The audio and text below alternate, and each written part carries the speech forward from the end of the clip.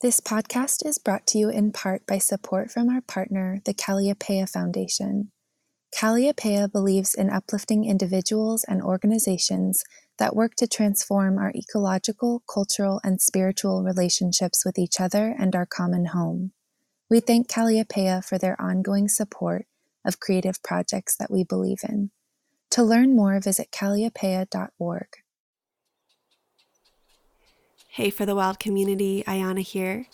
Before we begin this week's episode, I want to take a moment to thank the city of Bend, Oregon for their continued support.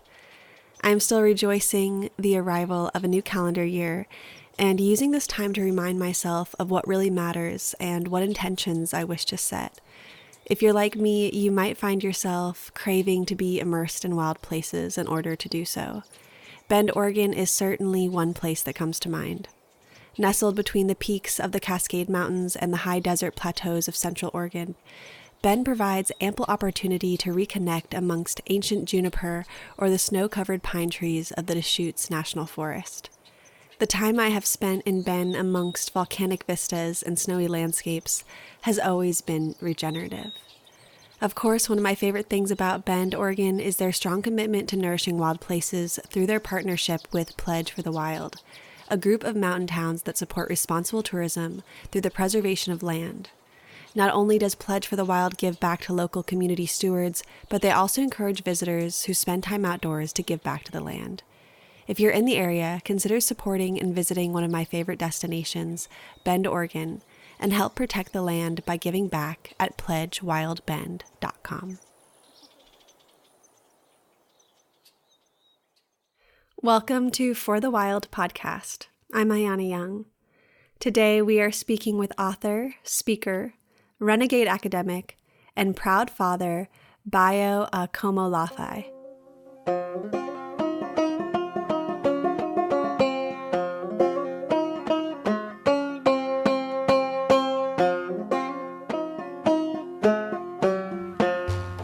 In trying to climb out of the pits that we've dug for ourselves, the pit becomes resilient.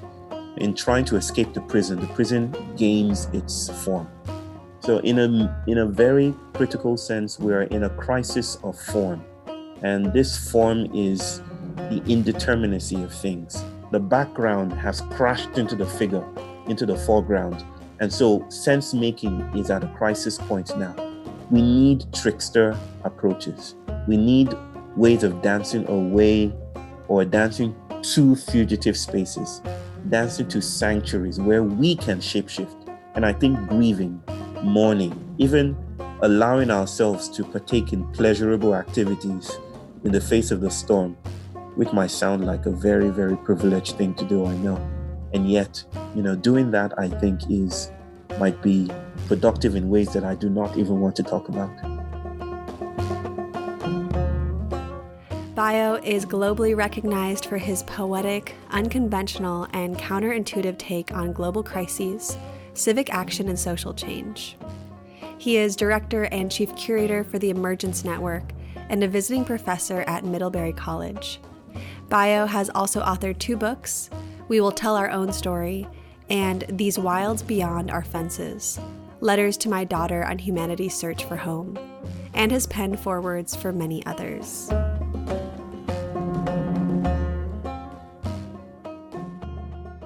Welcome, Bayo. It is such a delight to have you on the show, and I feel so grateful to have you in this space today with us to explore some of the deep philosophical threads of this time we're living into, particularly as we step across the threshold of the new year.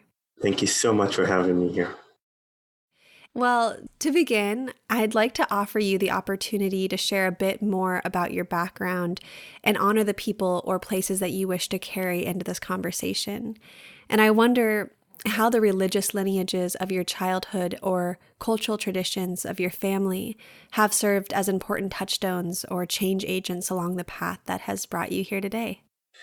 Well, first and foremost, I'm sitting here in Chennai just to acknowledge my presence and my grounds. I'm sitting here in Chennai, India, where we spend perhaps half of our time in a year, 6 months in a year, and the other part in the United States. And I'm here because my children made it possible. My wife, EJ, our kids, Alethea and Kea, made it possible.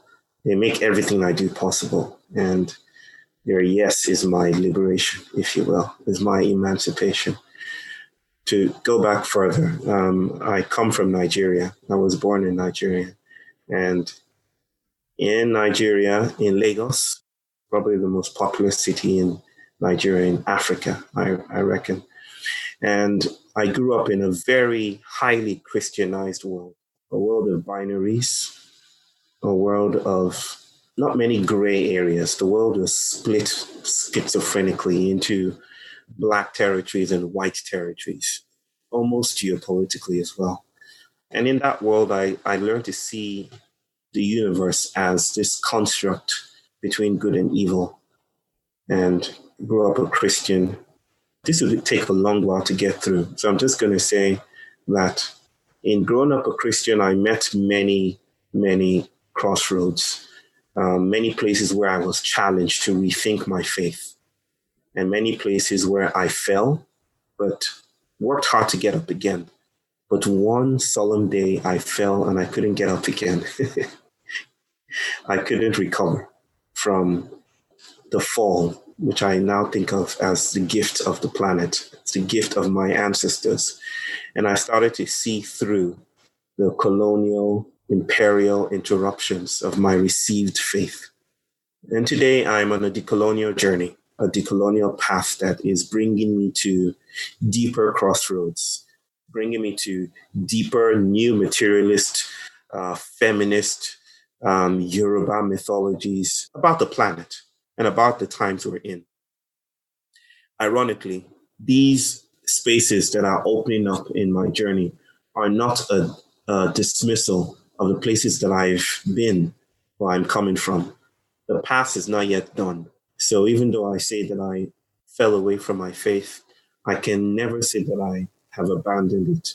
I mean, not practice Christianity, but in a sense, we never abandon anything in the relational universe, so that I'm still entangled with the past that I think I'm done with.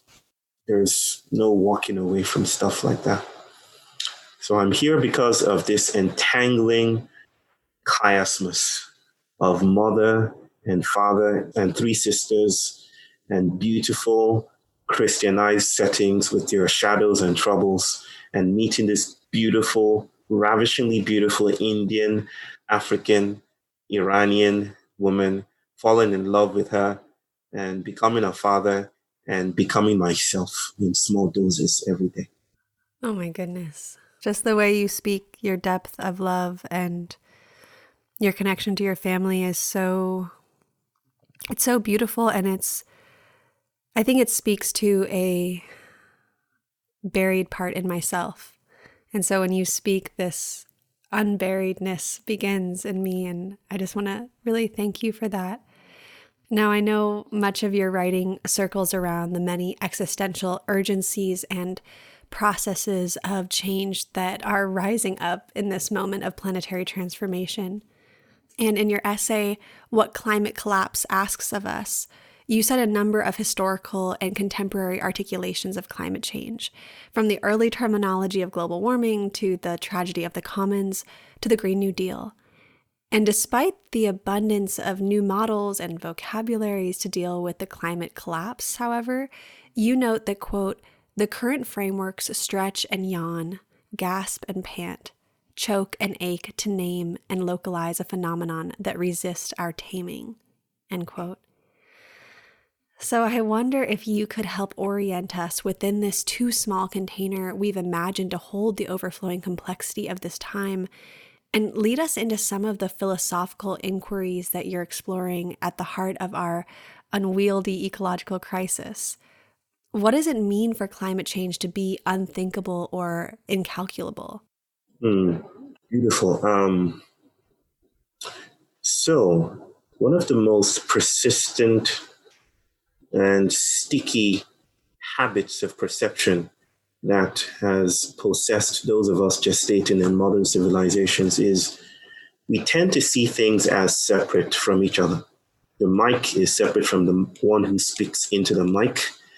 The podcast is separate from the computer that broadcasts the podcast. Cars are separate from their drivers. We are separate from our technologies. We see things as boundaried and as atomized in some Newtonian Cartesian sort of way.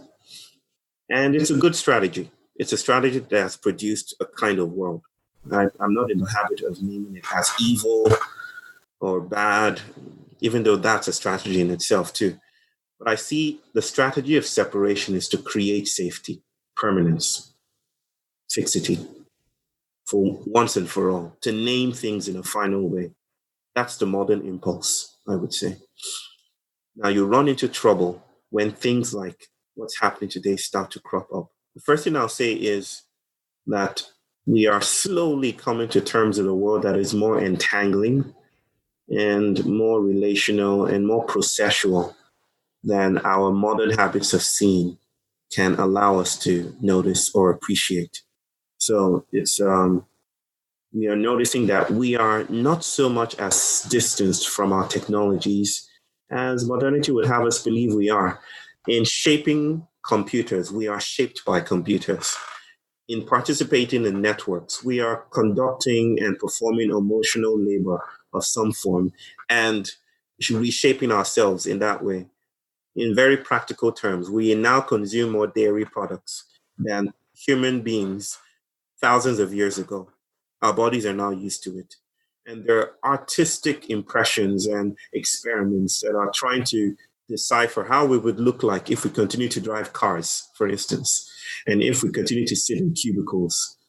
How would we look like in the next 100 years? I don't want to conjure macroevolution here, except as if we're heading for a predestinated space, but to say that we are changing and we are not as human as we think we are. What does this mean for this rude thing called climate change? It means that we think, act, behave, see, want, yearn, practice, perform, do things only with the world or only with others, basically. That is the perceptual stickiness or the assumption that we act as individuals is already being haunted by the idea of an entangled world. That when Ayana thinks about building a house, that is something ancestral as well. That is something ecological as well. That is the lives and breaths and sighs and hopes of multitudes and the manifold that are mostly invisible, seeping through and being performed, so that we are always intergenerational, so that our failures are shared by a community that are not always noticeable or perceptible. So this idea that we are in community also has its risks, because it means that there are ways of behaving that become resilient, and that is very difficult to shake off. And basically, my work in thinking about climate change through the prisms of indigenous realities and poetry and entanglement is basically to notice that, yeah, there isn't those ways have become very sticky and they've become troublesome. And so we need to find other places of power with which we might respond to something that is beyond us. We're responding within a machine, and the machine is tired and exhausted. Yes, this machine is tired and exhausted, and I cannot wait to hospice this machine to its next sleeping area. As you've named, we're spurred to action by catastrophe and crisis. And it's this desire to fix, to solve, to post on social media, to quantify and measure. Now, in contrast to this cultural twitch of frenetic production, you've invited us to consider a kind of slowness and deep listening that I think many are calling into this movement. This idea of, quote, coming to a place of an elderly silence so compelling that one yields oneself to its operations, longing to be defeated. A place of creative surrender, the end of thought, end quote. So I'd love if you could share a little bit more on the teachings of slowness, defeat, and surrender, and what is activated when we are finally still. Right. I was really grateful that you started our conversation with inviting me to notice where I come from, because I've been very fascinated with the wealth and abundance and the beautiful gifts of thought and conceptualization that were always around me but I couldn't notice. It wasn't time to notice that then. The Yoruba people, mainly in West Africa, but also in Brazil as well, in the so-called New World, prostrate before their elders when they see them. It's a deeper form of genuflection, and the Yoruba people call it dobale. A man literally falls flat on the ground and is still until the elder says, rise. For the ladies, it's called ikunle, and the lady just bends her knees a bit and rises just briefly. But I was shocked to learn that there's deep mythological significance to prostration. It's not just a gesture it's deep, it goes deeper than that. That to literally prostrate is to be still in the face of the storm. That is how Yoruba people see it mythologically. That there is this great god called Shango, who is the god of thunder and seismic shifts and upheavals. And when he shows up, you don't run away, and you don't fight it too. The habits of war are already being heard when we say things like we're going to fight climate change, we're going to defeat climate change, and stuff like that. That's war lending itself again to how we're framing it. But these other teachings tell us to stay still, to be perfectly still in the face of the storm. And it's from these that I was able to tease out this beautiful idea that the times are urgent, let us slow down. Slowing down has been interpreted by many communities as basically doing what we're doing, but at slower speed. That is, we're literally slowing down the pace of things. We are not typing our memos as fast as we once were. I literally had a German brother write to me and say that your slowing down invocation isn't working because my bosses are still on my neck. Slowing down to type a memo isn't really working. And I responded by saying slowing down is not a function of speed, it's a function of awareness. And I don't want to make awareness a mental construct. It's a function of presence. So when I invite slowing down, I'm inviting us to research, to perform research into the ancestral tentacularities that proceed from us. I'm asking us to touch our bodies and touch our colonial bubbles. I'm asking us to listen, as you say, to witness. No, not just to witness, to witness, to be with land and community and ancestor and progeny and children in a way that isn't instrumental. Activism is increasingly instrumental. So it's performing a form of power that is tied to the logic and algorithm of the status quo, which makes activism, even in its search for justice, a creature of the status quo, which makes hope and justice, as ironic as that sounds, a creature of the things we're trying to leave behind. So slowing down seems to be a hacking of the machine. It's like we're taking on other forms of embodiment that allows us to penetrate into different kinds of realities, other worlds, if you will. Let me stop there for now. I could go on and on. Well, I do want to go on, and I really do want to lean further into this topic. And I've been meditating on the real challenge and friction of slowing down. Now, Tricia Hersey of the Nap Ministry describes rest as a radical threat to the system that feeds on the grind of urgency, writing, quote, "We are living and participating in violence via a machine-level pace of functioning. Anyone who goes against this pace is living as an outlier and a risk taker.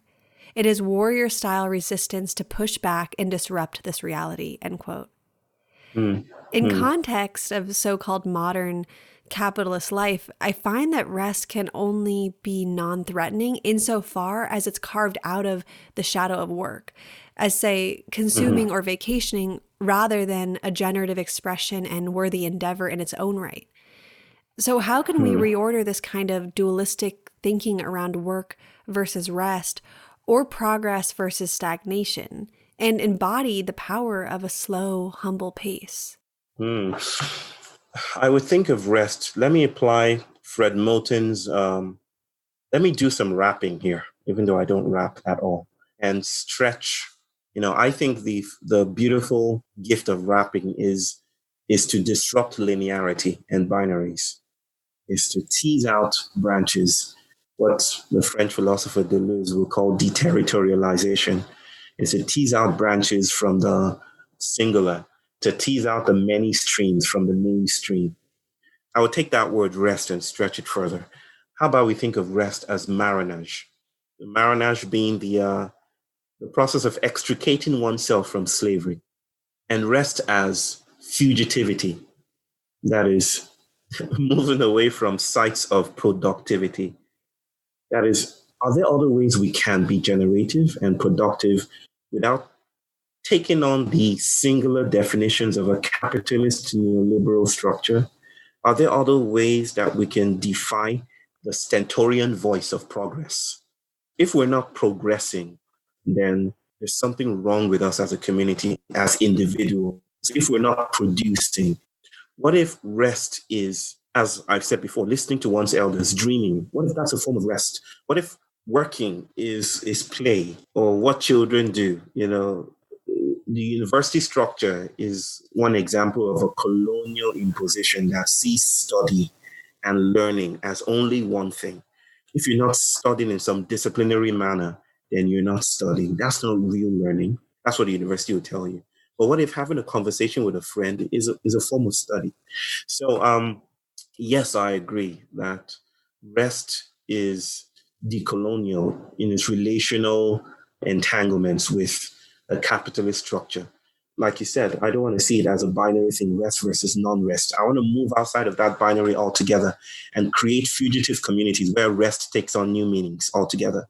And I don't know what that is. Only in the performing of it can we speak about it. And that's just fine. It makes me think of an interview I did with a dear friend, Bronte Velez, where she speaks of Fred Moulton. I know Bronte. Oh, amazing. Right. Oh, great. Yeah. Yes. Yeah, I'm definitely going fugitive, and you bringing those things up. I'm thinking of them so clearly in this moment. So I'm happy we're bringing Bronte into this. Yes. Right. So within our connection to this dynamic, fluid universe, I'm also thinking about quietness as an elemental ingredient of relationships and enactment of reciprocity. How is cultivating a humble quietness imperative to creating alliances and collaborations with our beyond human relatives for our collective earthly survival? And I want to just make a personal note on this.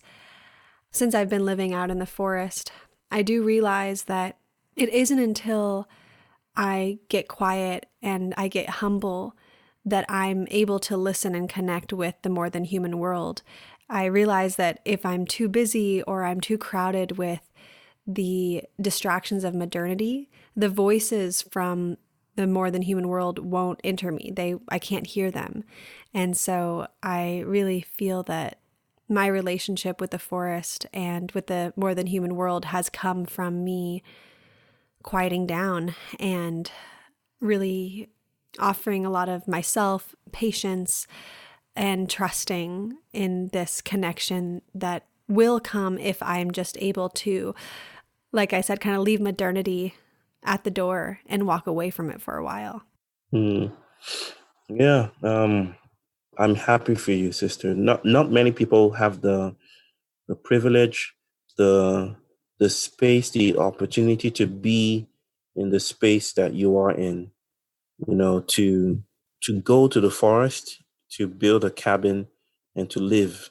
It's entirely unimaginable to do that in a place like Chennai, for instance, where there's hardly any green life here. It's almost entirely structures and asphalt and steel and buildings and parking lots. So it's almost unfortunate, but I envy you.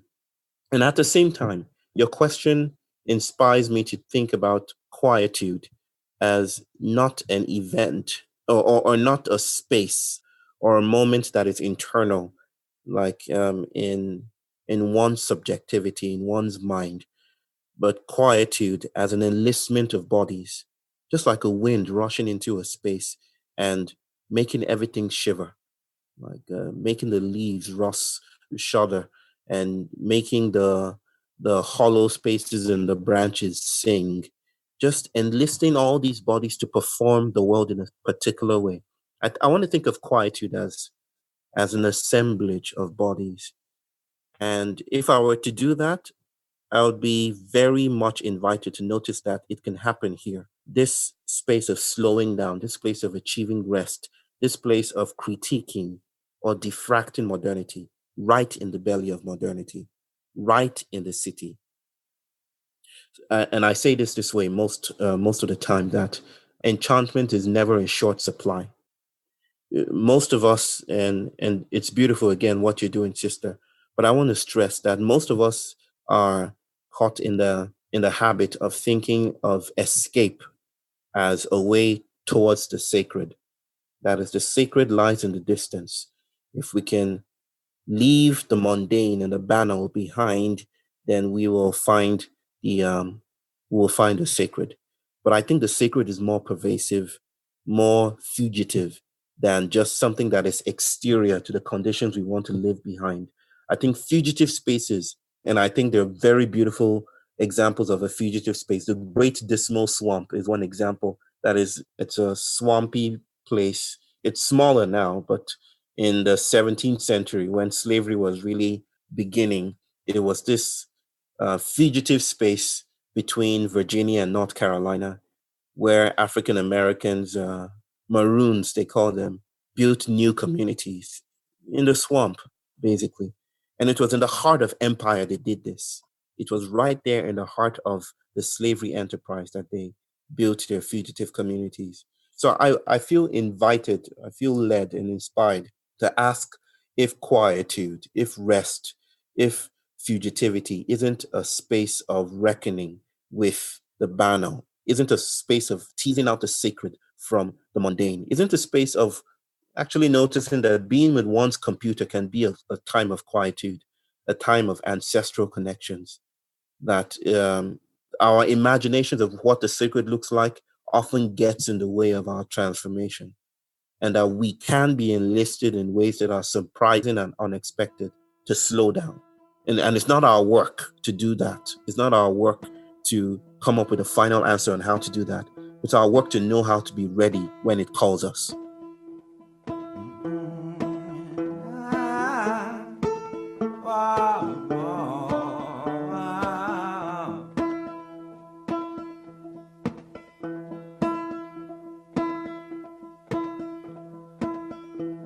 And though you may wander beyond and between, return.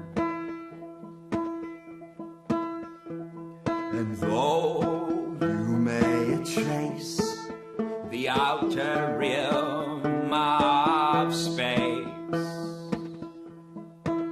return. And though you may exchange your traveling shape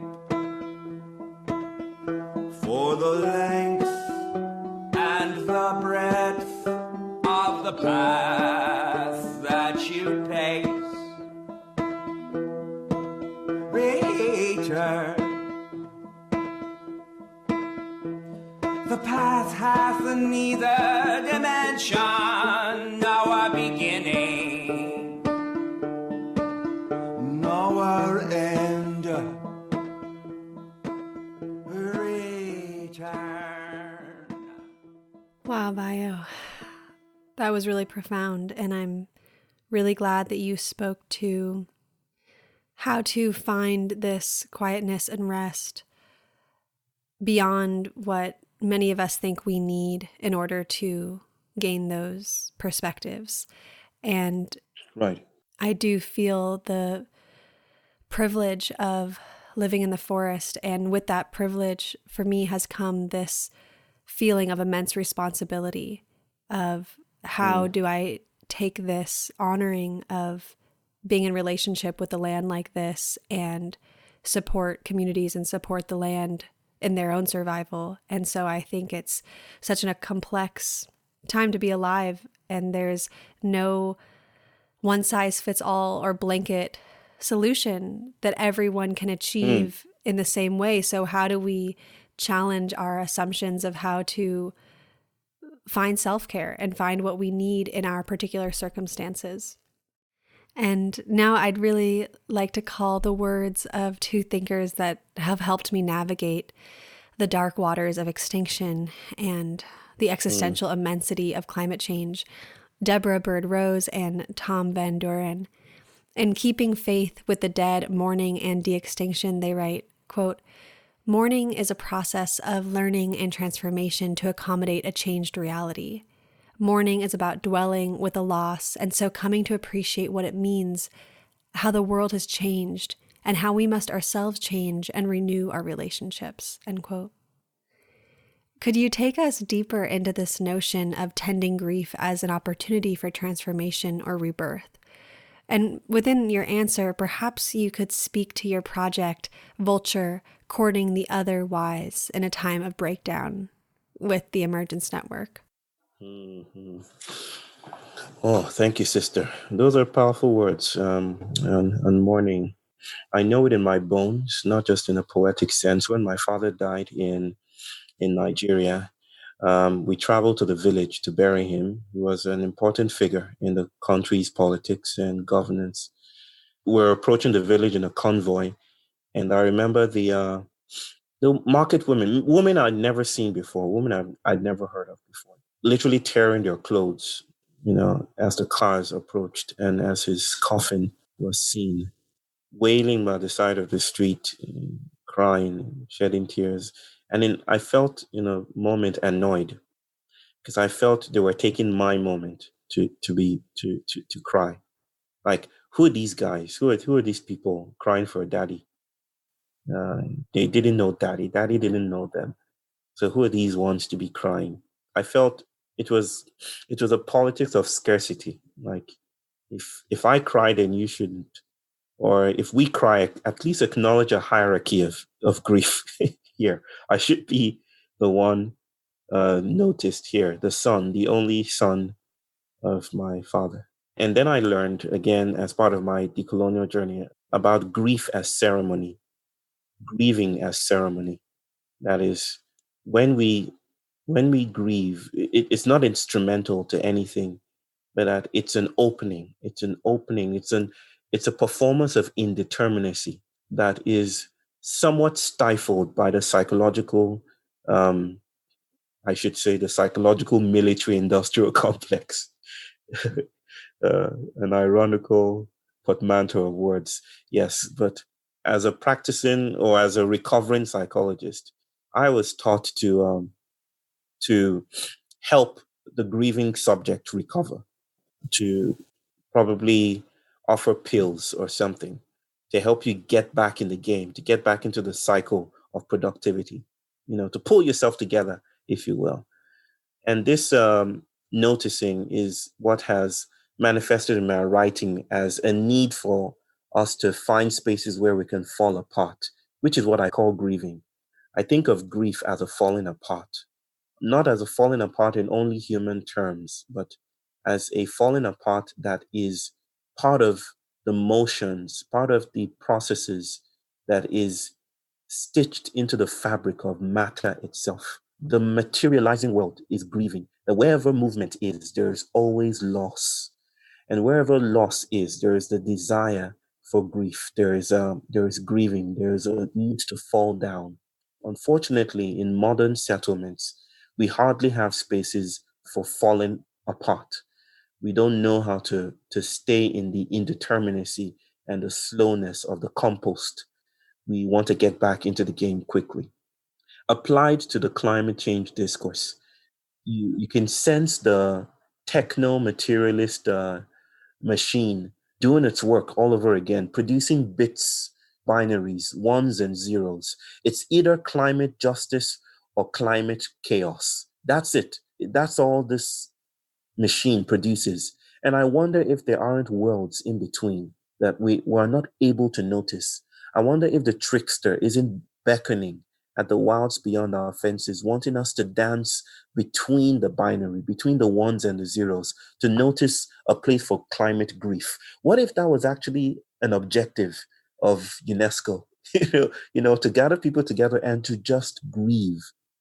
That doesn't seem instrumental to salvation or redemption, but it's a place of noticing that the world is shrewder, wiser, and more trickstery than our systems know how to appreciate. So there are other sites of power. The otherwise is shining, if you will. It's being illuminated by poetry today, and I'm so given to it. My work with the Emergence Network is, and some of our projects like Vulture, even Vunja, which is a festival we're holding in Brazil next year, is to notice these other many streams in between, these other multiple worlds between, that lie between justice and failure, the worlds between victory and defeat, the worlds between the ones and the zeros, the space between the stories we tell. What if there were climate saudade? What if there were climate ambido? I'm using queer words. A place of nostalgia. What if there's a place of just sitting with the trouble of noticing that the things we've lost may never come back to us? What if there's a place of just doing that? That can be funded, I guess. Most people who are hearing this right now would say, what good does that do? We need to save the world for our children. We need to get into shape as quickly as possible. We need to call out the capitalist structures, the people, the enemies that knew about this shitstorm before it happened, before it began to spill through our doors. Yes, I think there's a space for that, but I think most of the time in doing that, in pursuing justice, we're reinforcing the system we're trying to escape. In trying to climb out of the pits that we've dug for ourselves, the pit becomes resilient. In trying to escape the prison gains its form. So in a very critical sense, we're in a crisis of form. And this form is the indeterminacy of things. The background has crashed into the figure, into the foreground. And so sense making is at a crisis point now. We need trickster approaches. We need ways of dancing away or dancing to fugitive spaces, dancing to sanctuaries where we can shapeshift. And I think grieving, mourning, even allowing ourselves to partake in pleasurable activities in the face of the storm, which might sound like a very, very privileged thing to do, I know. And yet, doing that, I think might be productive in ways that I do not even want to talk about. I resonate really deeply with that bio. And I have been sitting with this thought the last year and a half or so with one of my mentors. And I don't know if I'll say it super clearly at the moment, but this question I'm asking myself of what would I do if I accepted that the Anthropocene will not be stopped? What would I do with my life? Who would I be? How would I live? And I don't mean that necessarily in where would I move to or what would I do with my job so much. It's more an internal questioning of how will I live in my body, in my spirit, if I'm not clinging on to the hope of solutions as a way to fix everything that's gone wrong? What if things can't be fixed in the way that I hope they could be? And I think this speaks to what you're saying. What would happen if we sit in the grief of this and not grasp for a way out, but rather just realize this is what's happening? And I do struggle with feeling that there could be a type of deep connection on the other side of sitting in that. I struggle between that and then this feeling of duty, this feeling of responsibility that I have to quote unquote fight, or I have to quote unquote figure things out. And I don't even like those words because I think that it's the terminology that has been used in the environmental movement, climate change, justice movements, this power behind this urgency, which, and of course, it also makes sense. People are suffering. We're all suffering in our own ways. The planet is suffering. I'm thinking about Australia and all of the humans and more than humans that are burning right now.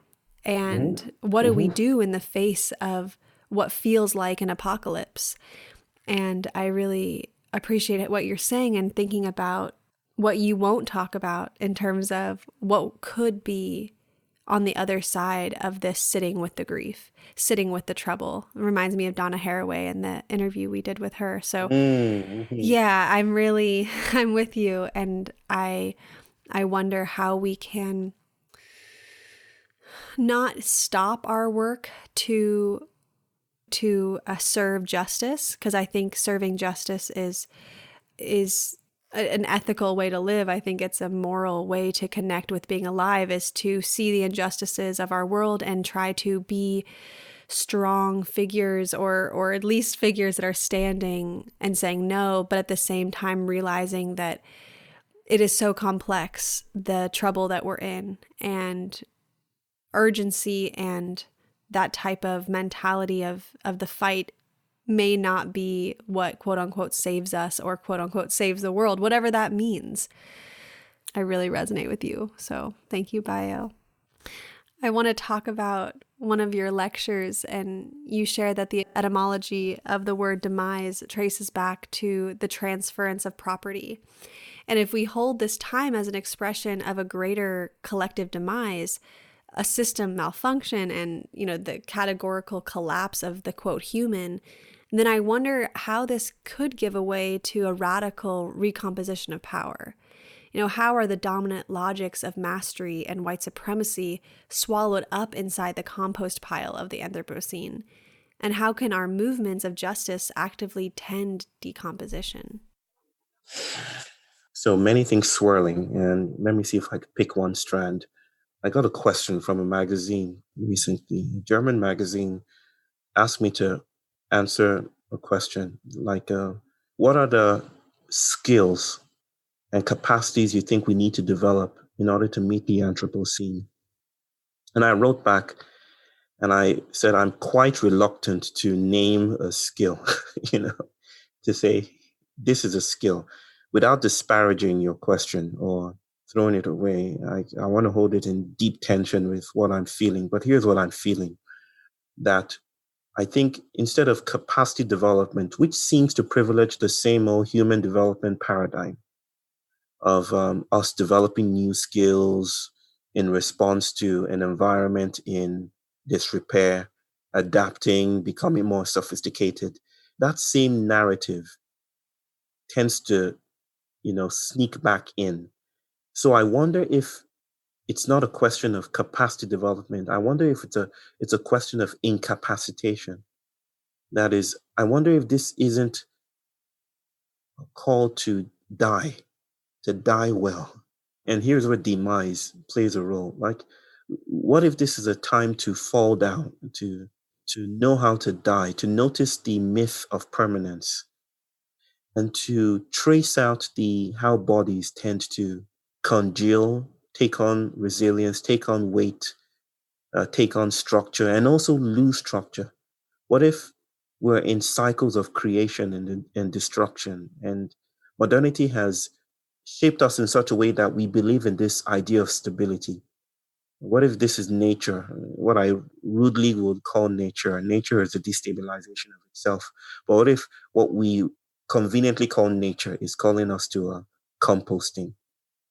And so I once asked a question of myself, I am on a decolonial journey, and this is not my journey. There isn't a sense of arrival. There isn't a sense of victory. It's a journey that my children might complete for me. And it's a journey that my grandchildren may start for them, their own parents, so that it's really an intergenerational fabric we're weaving of endings and beginnings. No totalitarian thing here. But I ask myself a question. If our gods are really powerful in Yoruba land, how come they didn't rise up to stop the Europeans from taken away those African bodies to the New World? What if I'm wrong why shouldn't I just give in to this colonial idea that white always means right or white always equals might? Because really, think about it. They're more powerful. They came with guns. They came with gunpowder. They came with the Bible, and they defeated us. So where is our power? What does it mean to have other places of power if our own indigenous realities were unable to meet or rise to the occasion of colonial interruptions? But you see, I was working with a very conventional notion of power, power as dominion over an other, power as control, power as supremacy.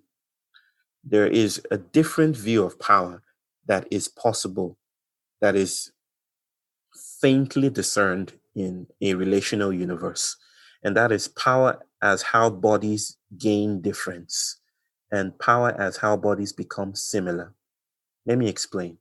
In some maroon conceptual islands of Yoruba cosmology, there is an understanding that Eshu, who is the trickster archetype in the pantheon of Yoruba gods, he's quite popular in, I should say she, he, since he defies gender, but that's too complicated. He is in Brazil, he's in many spaces in South America. Eshu is worshipped across the world, is what I want to say.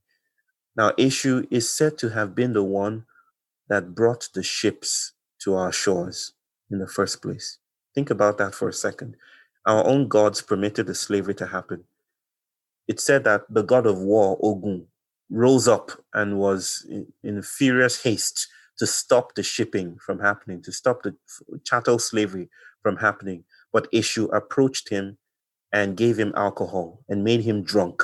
And Ogun slept on the road and forgot what he was supposed to do.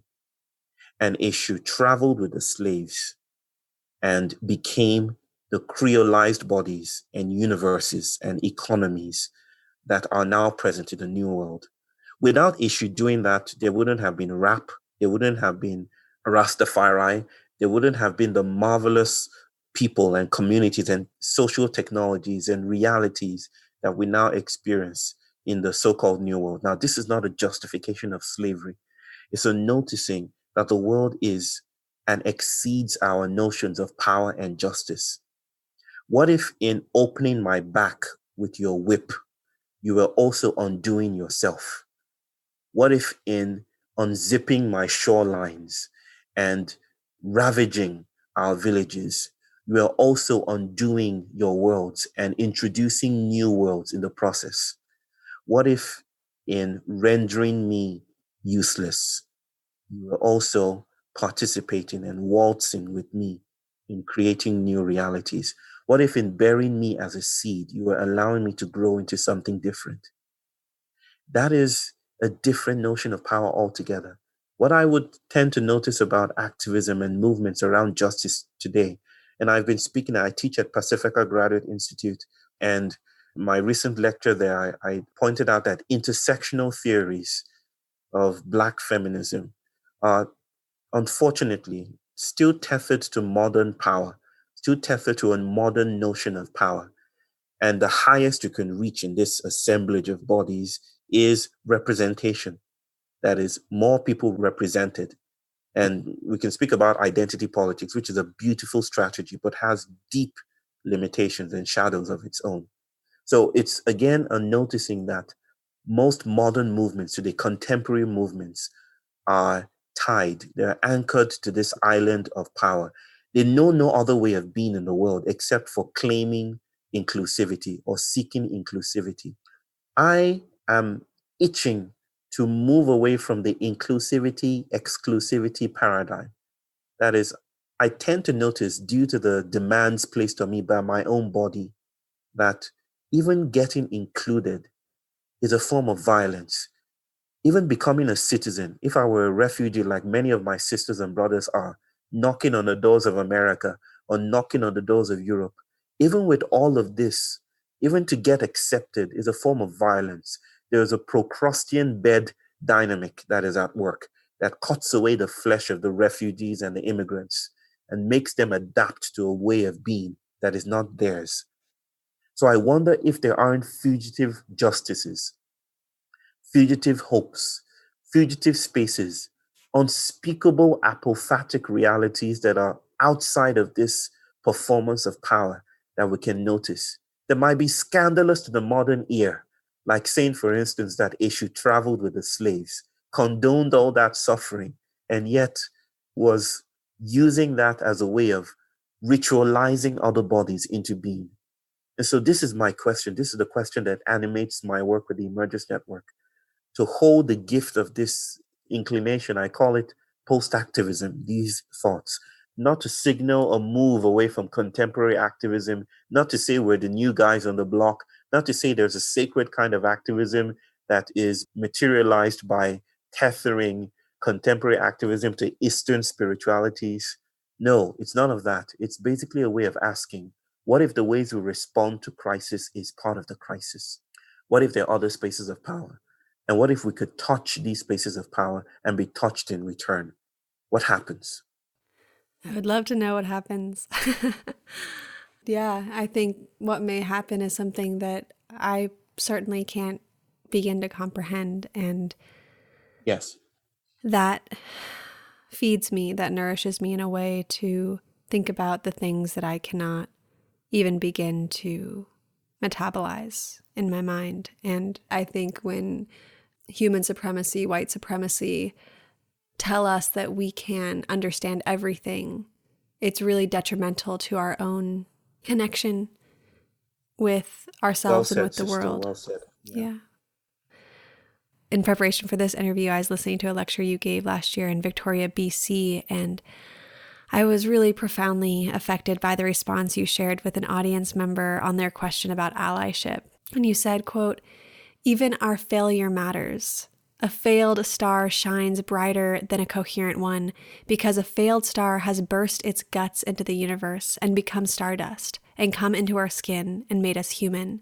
It doesn't end with you. It doesn't end with me." End quote. And I'm just interested to hear, what are we hospicing out of our movement cultures when we hold space for failure beyond the paradigm of good allyship? How does accountability and agency take shape differently in the shared process you call making sanctuary? It's always a good moment to be thankful to our white brothers and sisters and fathers and mothers. If I could prostrate to them, even though it embarrasses some of them, people that I deeply respect, Karen Barad being one of them, Helena Norberg is one of them, the people who have touched my life and whose milk I suck, and it nourishes my bones and my mind and my spirit. I would do that every day. So it's always a good moment to offer gratitude to allyship.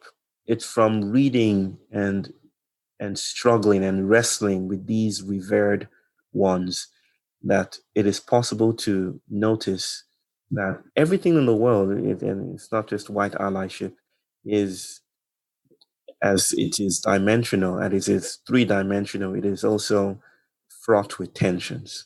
And there isn't some kind of self-sufficient progress narrative that we can latch onto, like holding a basket to a butterfly catcher to a comet and zooming into another universe. There isn't a place of those that would ease away or release us from the trouble of just being alive. But I will say this, that, and again, it's in response to what you notice about white allyship, that it's a beautiful thing. It's a struggling and a yearning to be present for suffering, to stay with suffering, to notice the ways that some bodies are privileged in a power structure to the detriment of other bodies. And I've been so grateful. I've been so blessed in my own work. Everywhere I travel, the people that come out to hear me speak, the people that put me in their homes, that's a form of allyship that we rarely talk about, but I'm grateful for that. At the same time, sister, I tend to think of white allyship in the same vein as the intersectional politics that I've just referenced, because it's still in centralizing the body and the experiences of Black women, for instance. it ironically creates a savior narrative for white people or for whiteness. As a Yoruba person and dwelling with our cosmologies, identity is not a stable thing for me. So I even hesitate to label people white or black. And I'm not colorblind either. It's a tension here. But yes, white allyship seems to be a creature of intersectional politics. It's still tethered to that same place of power, kind of paradoxically recenters. It makes possible a savior narrative that is problematic, and it incarcerates Black bodies into positions of eternal victimhood. So that because this is your identity, we're going to predispose you to behaving in this way. You're going to antagonize, you're going to be angry all the time, you're going to demand your own say, you're going to seek a seat at the table. And this is how you should be as a Black body. And leftist politics has kind of embraced this stratagem, this way of seeking and asking for a space. But a space in a pyramid or in a pyramid or a space in a prison cell isn't exactly an abundant space. It's still incarceration. It's still a loveless economy of bodies. It's still a loveless structure that though we don't know what a wiser economy or wiser politics might look like, maybe we can gesture towards it. And this is why I speak about failure, because white allyship comes with a righteousness model or morality or ethical code that is just as binding and incarcerating as the politics it wants to liberate Black bodies from. Because it says if you're not a good white ally, then there's something wrong with you. You know, if you need to be a good white ally, you need to do your work. And all of that is important, very important. But yet, at the same time, I have to speak in a double sense here and say that I also notice it is deeply flawed and problematic because you're trapped in an ethical code that doesn't allow you to spill, doesn't allow your body to move, doesn't allow us to notice the intergenerational dance of bodies that we sometimes glibly call failure or success. So I wonder if there aren't other ethical spaces where we can spill into each other that doesn't constitute a spiritual bypass, that doesn't dismiss identity politics as the rantings of the left, and also doesn't dismiss the conservatism, those MAGA hat wearing Trump-tards, as the Twitterati would call them, that doesn't dismiss their concerns about identity politics, and also doesn't perform some kind of milquetoast reconciliation, but holds the tensions of these many worlds, the universe that exceeds all of them. So yes, my sister, failure, I've been learning about failure from the likes of Jack Halberstam, The Queer Art of Failure. Her book shook me and exploded my world. And I learned, how even a failed star shines brighter than a coherent one, an integral one, that is a world beyond wholeness. And I learned when I listened to Indian mythology, and I learned about Akhilandeshvari, the goddess who is never not broken. This idea of brokenness is missing in our conversations because we're looking for wholeness, righteousness. We want to get it right. We want to stick by the script. And in doing so, we're becoming, ironically, brittle bodies, breakable. We can't even have a conversation about mistakes anymore as a result of the operations performed on us by social networks. So I'm leaning into failure. I'm wondering about the promises of monsters. I'm wondering about how brokenness can redeem us from the incarceration of wholeness. I'm wondering about other spaces of power that can help us perform spillages, a maronage, a marooning body, runaway fugitives from ethical codes of righteousness.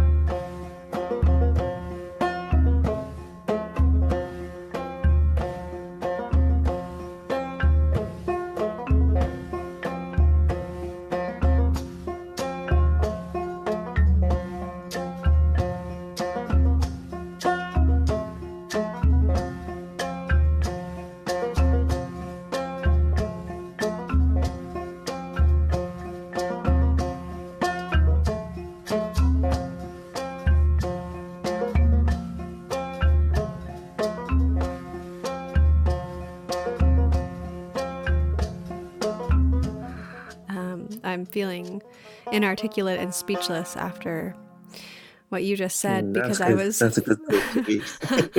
Yeah. there's no way for us not to make mistakes. There's no way for us to not fail. Yeah. Yeah. The pressure of being a quote perfect human, it feels fake. It doesn't feel authentic. And I think it Yes. completely severs our ability to connect with each other when we put each other on these pedestals of perfection, moral perfection, Yes. activist, ally, whatever tag we want to put on that or category. And then I Yes. think it also makes us feel separate because, the pressure that we put on ourselves to not fail and the pressure we put on others to not fail. And it's not even possible. And so it is a type of prison, and it doesn't allow for growth. And it severs the future of what a deep relationship can be. And I'm thinking even about one of my dear friends who we got in an argument, or not an argument, it was just a point of disconnection. And it wasn't until we actually were able to come together and feel embarrassed or feel a little ashamed or guilty, whatever it was, that we actually were able to grow closer together. We were able to grow closer through our imperfections, through our mistakes. And there's a whole world of connection when we make a wrong step and then are able to sit with one another and learn from that. So, I mean, that's just one almost surface level example, but what social media has done to us, especially with call out Yes. culture, Yes. is insanity. It's insanity. And Yes. people are so afraid. I have so many people coming to me being afraid of being involved because they're afraid they're going to do something wrong or make a mistake and then be Yes. ousted from the community forever. And I think to myself, Yes. my goodness, our movement is already so small. We can't afford to lose people who are willing to give their hearts, souls, bodies, resources, whatever it is that they're offering. We don't have the luxury of just sending people away. And so, oh gosh, anyways, so many levels, so many rabbit holes there. But I do want to ask this next question because it's something that I feel you are so unique. You're such a unique human with your intimate lens of fatherhood, and it's this theme that comes up again and again in your work. And I've been so touched by your invitation to, quote, treat our children as elders. And you've also say, quote, children now come out of the earth, dragging the textures of wisdoms gone before and bringing it up with them. They're not tabula rasas. They're not empty slates. They're alive in the wisdom of ancestors that are still folded in the thick present. Pay homage to the multiple that is lingering within them, end quote. Speaking from your experience as a father and a teacher, how can we follow young people as ethnographic guides into the divine realm of imagination? And what is important about this space of wonder, bewilderment, and vital curiosity? Mm.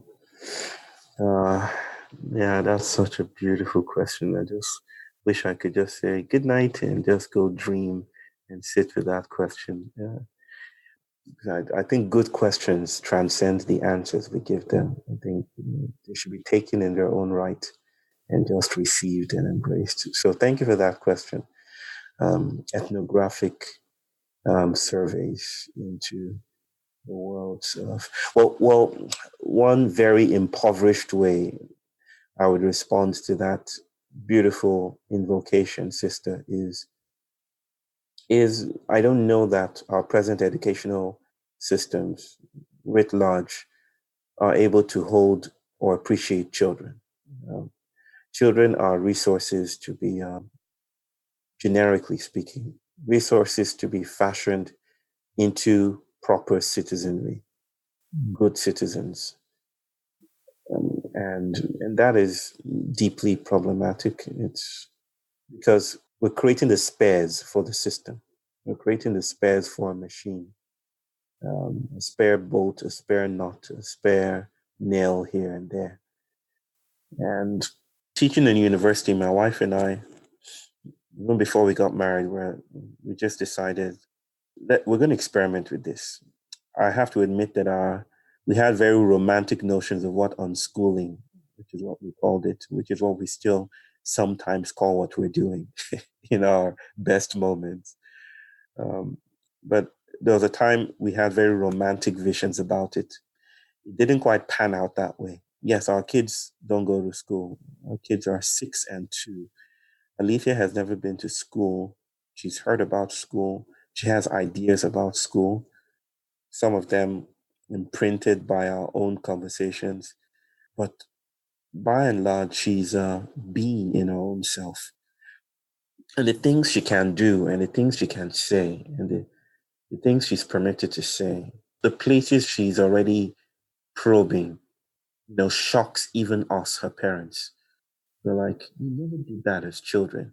And yes, maybe a general argument could be made that even schooled kids do that.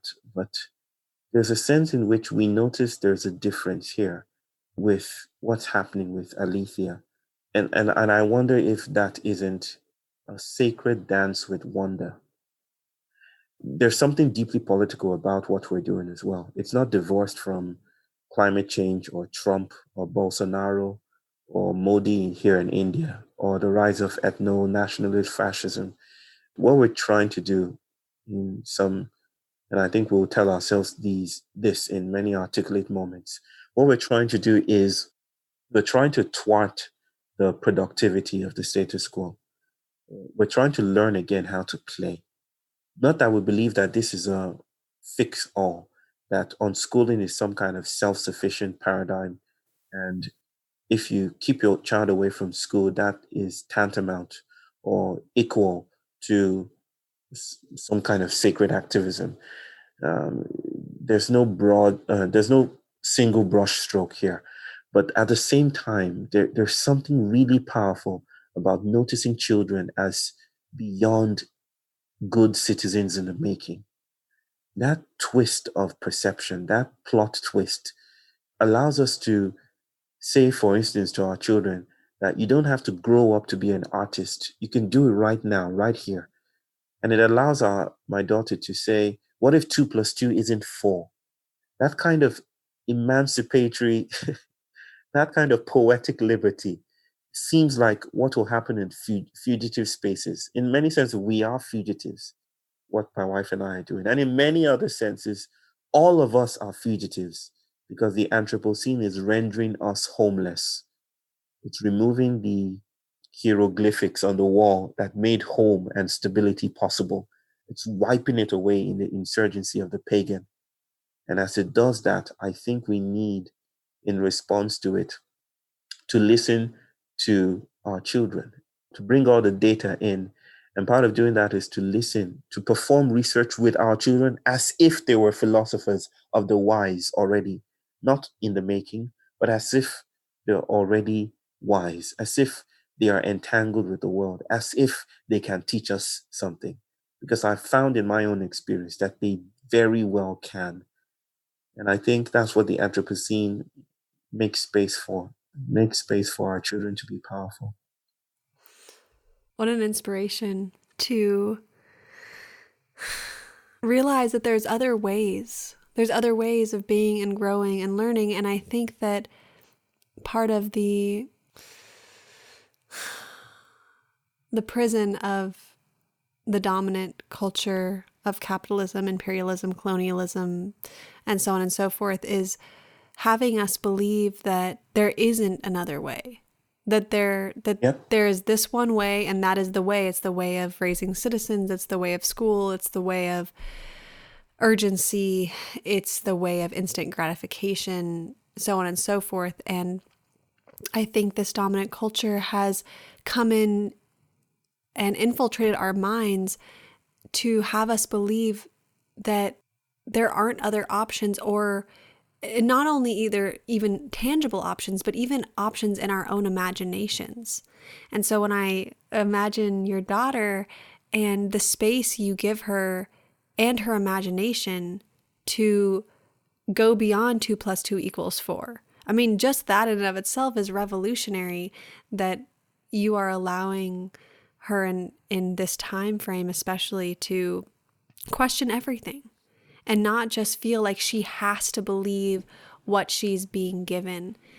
And I think so many of us just don't even know that we can question what we're being really like forced down our throats. So now I'd really love to think more about the resilience held within the bonds of intergenerational lineages of struggle and resistance. And a few months ago, I came across the word atavia, meaning great great great grandmother in Latin, and related to the word atavism, which in biology refers to an ancestral trait that reappears in an individual after having been lost in previous generations through evolutionary change. So as I'm meditating on this word, my mind wanders to the hopeful reemergence and turning of worlds that we can't always see, worlds that camouflage in our DNA or hide in our bones, flow through our blood memory, or unfurl as seeds. And I just think there is an immense resource of wisdom in life's ongoingness and thorny will to survive that is far beyond our capacity to understand or quantify. And so I'm wondering, how can we learn to place trust in these temporalities? And how can we be partners to the mysterious and the unseen, to healing a vibrant mythic cosmos that perhaps lives beyond our human perception? And I know we've been touching on this thread a little bit as we've been speaking, but I would really like to focus on this for a moment with you.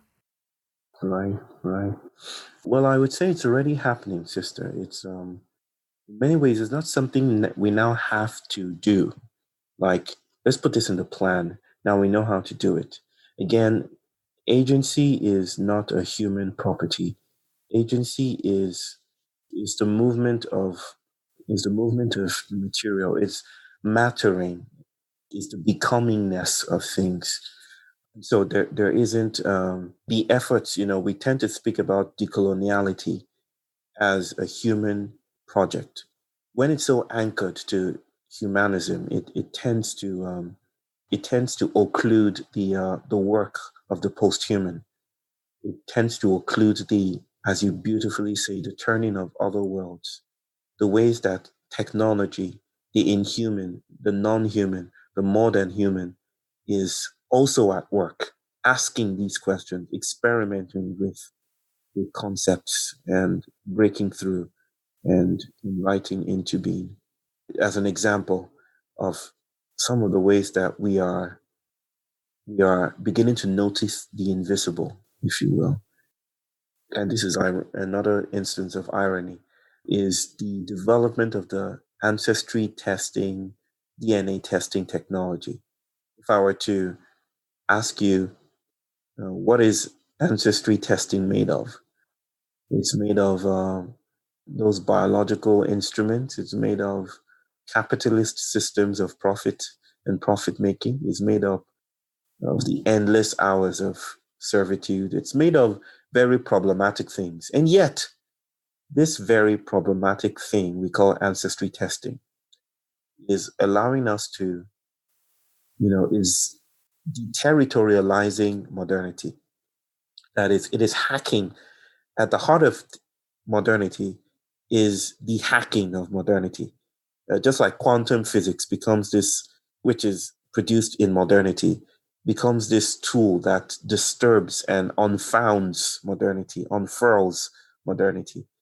Ancestry testing is allowing us to notice keener worlds that, disturbs the story, the dominant story of identity. The dominant story of identity is that our identities are more or less fixed. Take one box. You're either white or you're black or you're brown or you're something else. You always fall within a box.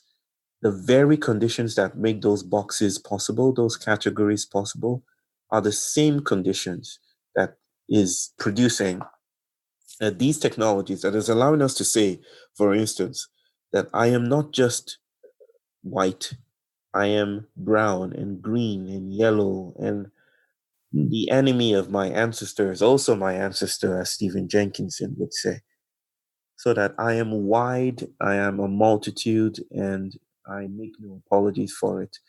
I am so incoherent, so chaotic that the project of identity making, the identitarian dynamics of modern settlements and modern epistemologies break down in the face of what I am. In fact, I am is a rude remark to make in the face of what I am becoming. And language cannot bear hold the thing that is me.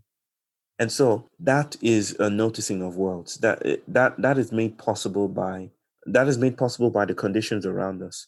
So it's not just something we must do to create space for.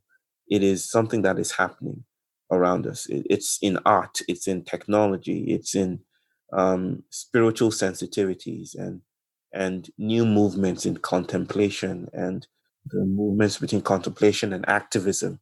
It's a place of shape shifting, which brings me to the concept of sanctuary. I think and talk about sanctuary, reclaiming this medieval practice of allowing the fugitive a place of rest to escape the fugitive's accusers, which was practiced in England, but became wiped out when our juridical systems started to emerge, the systems of laws and legislation and judges and courts of law.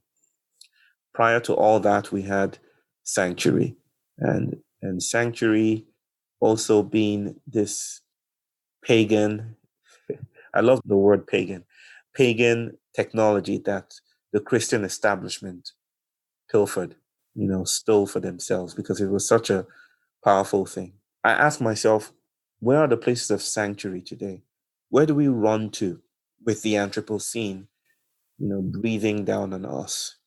Running away is not a function of escape for me. I think of sanctuary as a place of the monster, sanctuary as a place of shape shifting, because I noticed that in the architecture of those old sanctuaries, the monster was always on the front door. It always had this hagode or a door knocker that was shaped in the ferocious figure of a gargoyle or some other monster, a lion or something. And I always ask myself, was this just a trend? Or why was the monster on the door, the very first thing that welcomed you into sanctuary? And I think to myself that sanctuary is the place where we gain different shapes because the monster is the dismissal or the diffraction of shape. And I feel that what we rudely call climate change and the Anthropocene is the deterritorialization of man, the figure of man, is the dismissal of man, is the problematization of man, the figure of man, and the stability of man. So sanctuary, in the way I think and talk about it, is this place where we gain different shapes, where we lose shape, where we compost. And how do we do that? We do it by listening. We do it by working together in ways that are probably fugitive and outside of the normative ways of producing food or money or stories. We do it by listening to our wounds, by sharing painful feelings, by sharing our jealousy and our grief. We do it by sitting with the trouble of being alive. We do it in so many different ways.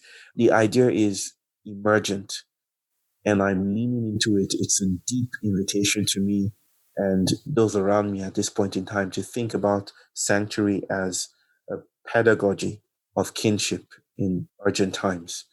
Um, so shape-shifting for me is this invitation to take on different dimensions, to let identity spill and to practice that so that it gains body, to practice that in community so that it gains shape and resilience. This is not an effort to centralize carbon reductionism, not an effort to solve climate change, but it's a different way of responding to the Anthropocene, not the correct way. I think the Anthropocene resists questions like, what's the correct way to respond to the Anthropocene? I think we're in a different world altogether. So, sister, and to cap this all, it's the invitation to sanctuary is an invitation to incapacitation. It's an invitation to shapeshift. It's an invitation to descent. It's an invitation to fall. And descent and demise are shockingly generative spaces, spaces where art and the aesthetics of the new can thrive. I'm really looking forward to this year when this gains a greater intelligence through the practices of people that I'm speaking with and traveling with and doing work with. I'm really looking forward to knowing what this could be. What you're offering us isn't a linear type of outlined understanding of the world. It's really inviting me to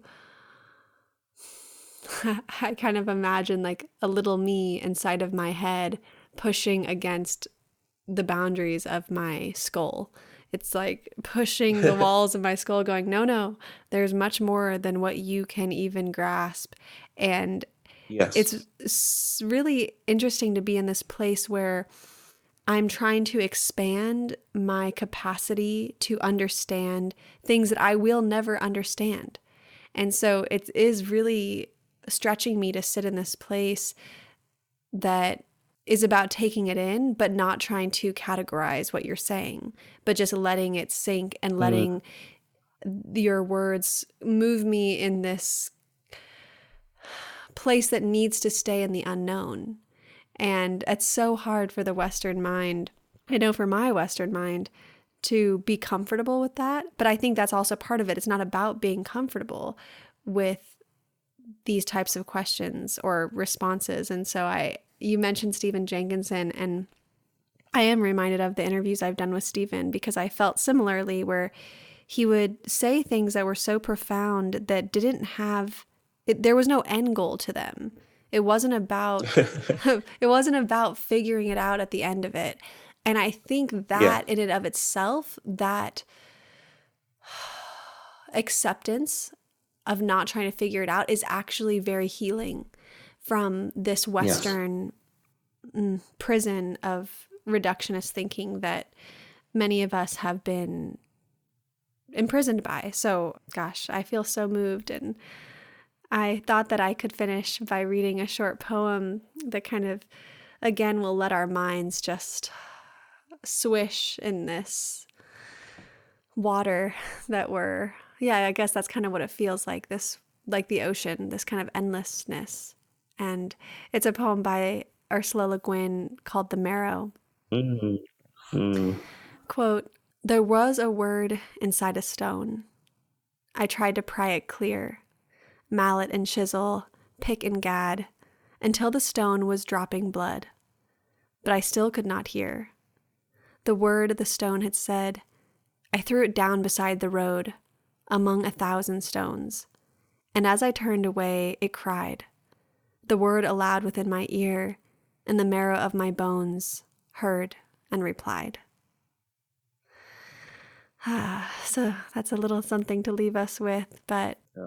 Can I just say something quickly? Oh, please. Yeah, please finish up in whatever way you feel called. Yes. There is a biblical passage, that I've been returning to. In these returnings, the old is never not new. It keeps coming back. And this story in the Christian text speaks about a figure called Job, who is a good man who has suffered and gained wealth. And one day his wealth is taken away from him by the devil, I think. He loses his cattle, he loses his gold, he loses his children, all of them in one day. And all his friends just basically, there's this deep philosophical conversation that happens on the nature of suffering and pain. And Job is a very, very central character in many theological conversations about the nature of pain and suffering. And all his friends just basically say, curse God and die. And Job is, he's angry. He's like, I'm not going to do that. And yet I need answers to my question. Why would a good person suffer like this? Why would I keep all the commandments and and do all the good stuff, be a good white ally, if you will, and still experience the world this way. And shortly in the book, God appears to Job, and Job poses those questions to the divine, basically saying, "Answer me. I lived by the book. I did everything you told me to do, and yet here I am with sores on my body, no food in my barn. My children are no longer sleeping in their beds. My cattle no longer roaming in the fields. Why would you do this? Why would you allow this to happen to a good person?" And the way that God responds to Job is very fascinating. The answer to all suffering. And God answers, "Have you noticed Pleiades? Have you seen a deer? Do you know the strength and the glory of Leviathan? Have you witnessed this or that, or the DNA structure? Do you know the beauty of a volcano in eruption?" In a sense, basically, God doesn't answer the question. It feels like a politician's move. He basically dances away from the question. And I've always wondered about this passage. Why would you so belittle the suffering of a person in deep pain? But I notice the wisdom now. My head is in a different place. My heart is in a different place. And I like to say that sometimes the best answer to a pressing question is bewilderment. Is not the answer itself, is not the correct answer, is the gift of bewilderment, is a gift of straying away from the algorithms of easy arrival. And my elders always taught me that in some form, whether through television or through their greetings or through their ancestral wisdoms, diffracting through Christian ethics and morality, kind of taught me that the answers are not always going to be available. And I know that you noticed that, sister. And I just wanted to say that thank you for holding this space for queer questions and uneasy arrivals, for tending to the tense fields where new kinds of beings and becomings can thrive and grow. This work is really, really important. And I use my presence here to bless it and bless you. Thank you. Thank you for listening to another episode of For the Wild podcast. I'm Ayana Young. The music you heard today was from Daniel Higgs. I'd like to thank our podcast production team, Aidan McCrae, Andrew Storrs, Carter Lou McElroy, Erica Eckram, Aaron Wise, Francesca Glassbell, Hannah Wilton, and Melanie Younger. A few things before we go. One, if you haven't rated us on iTunes, please do so, as it really helps expand our community of listeners. And sign up for our newsletter at forthewild.world to stay connected and to stay in touch. All right, until next week.